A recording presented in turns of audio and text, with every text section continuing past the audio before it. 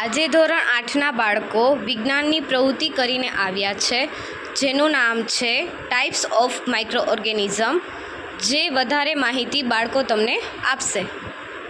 તો બાળકો, તમને આ પ્રોજેક્ટ બનાવવામાં કેટલો ટાઈમ લાગ્યો છે? અમને આ પ્રોજેક્ટ બનાવવામાં 4 થી 5 દિવસ લાગેલ છે. ચલો બાળકો, તો તમે આ જે પ્રોજેક્ટ કરીને આવ્યા છો તેમાં તમે કયા સૂક્ષ્મજીવોની માહિતી આપશો? બેક્ટેરિયા, વાયરસ, લીલ, પ્રજીવ અને ફૂગ વિશે.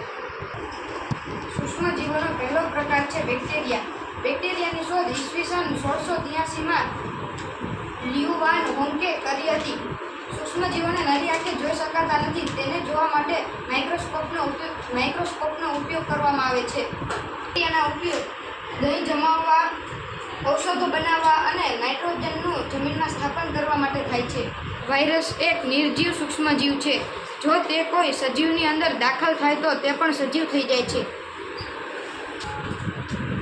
વાયરસ કેટલાક ગંભીર રોગો માટે જવાબદાર છે, જેમ કે પોલિયો, અછબડા અને કોરોના વાયરસ.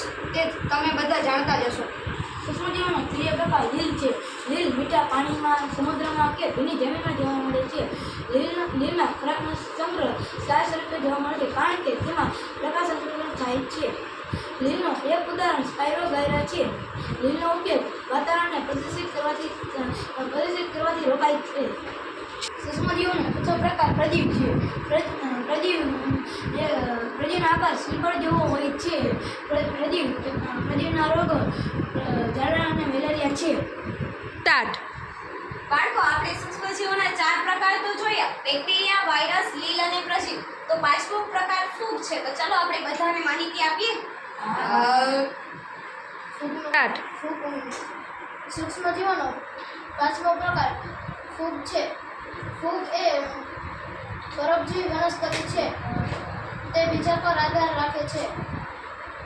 ફૂગની કોષ દિવાલ કાઇટિનની બનેલી હોય છે. ફૂગના ઉદાહરણો મશરૂમ, મ્યુકર વગેરે છે.